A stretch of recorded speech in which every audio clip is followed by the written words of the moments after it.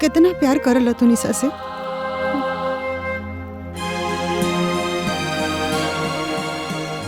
खुद से भी ज्यादा। एकरा खुशी खातिर का कर सकेला तू। ऐसे तरीका संगे जिए के हसरत बा हमार, लेकिन एकरा खुशी खातिर अगर जान भी देवे के पड़ी ना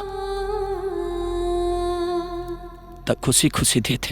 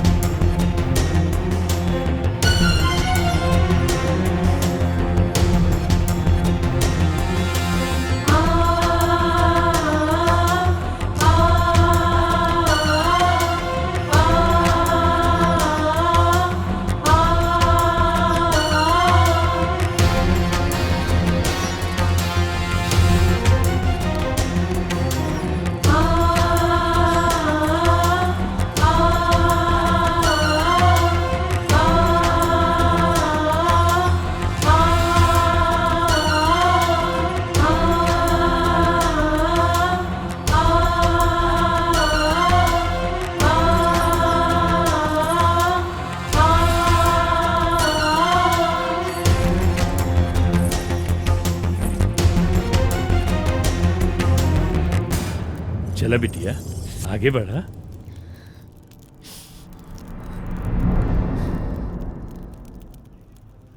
अरे आगे कदम बढ़ावा बेटा, कहाँ हो गई?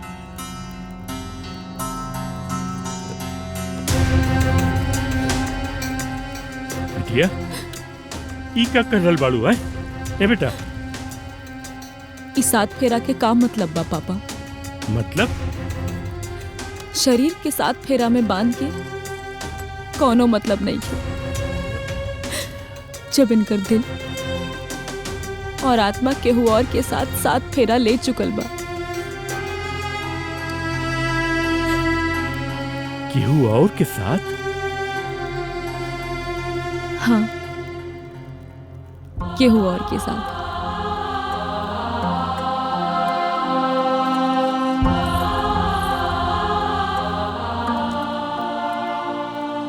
हम तोरा के कहले रहनी ना, तोहार पत्नी बने से पहले हम तोहार बचपन के दोस्त हैं।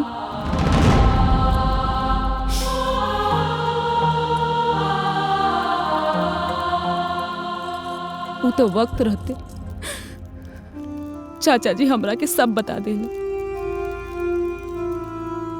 वरना आज हम इनकर प्यार के बलि चढ़ा के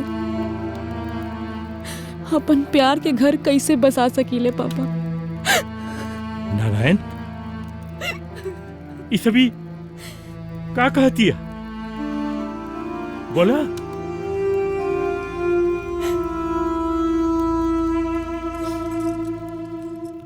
तू तो अपन बेटा होए के फर्ज निभा चुकल बाड़ा,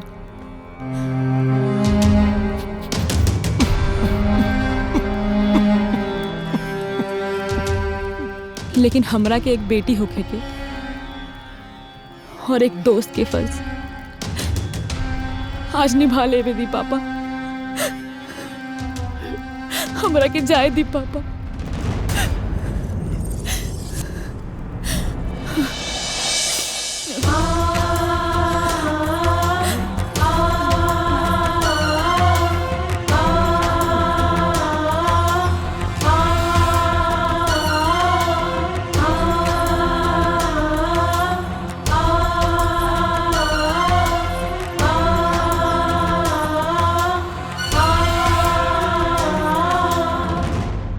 चला यहाँ से। कहाँ? हम बतावतानी। चला।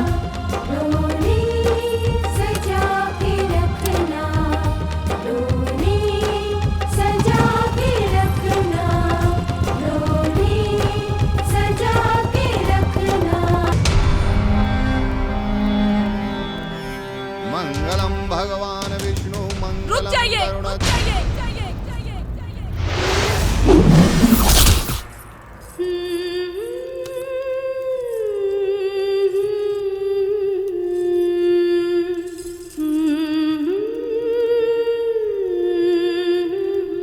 इस शादी की रोक दी चाची जी।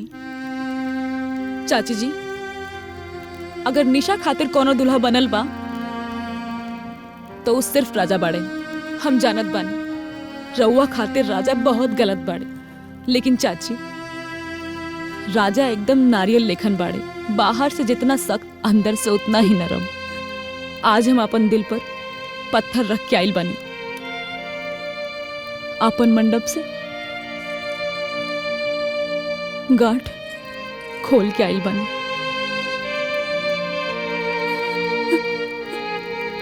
चाची जी, आप लोगों से यही विनती बा कि राजा के अपना ली। ये दोनों के आपन आशीर्वाद दे दी चाची जी। राजा के अपना ली। कितना प्यार करल तू निशा से।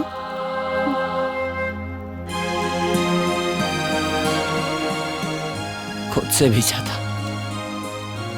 एकरा खुशी खातिर का कर सकेला तू। ऐसे तरीका संगे जिए के हसरत बा हमार, लेकिन एकरा खुशी खातिर अगर जान भी देवे के पड़ी ना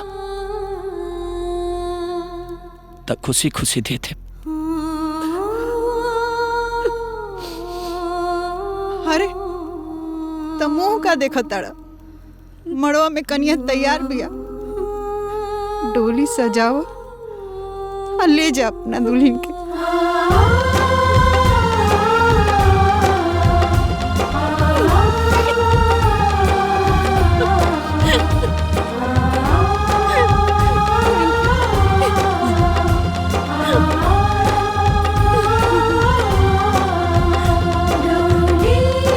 खुश रह।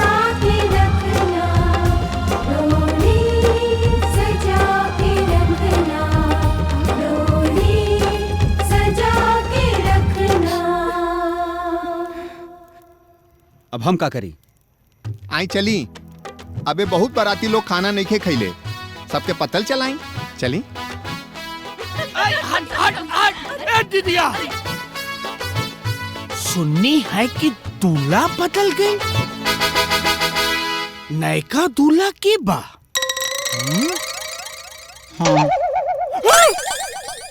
गुंडा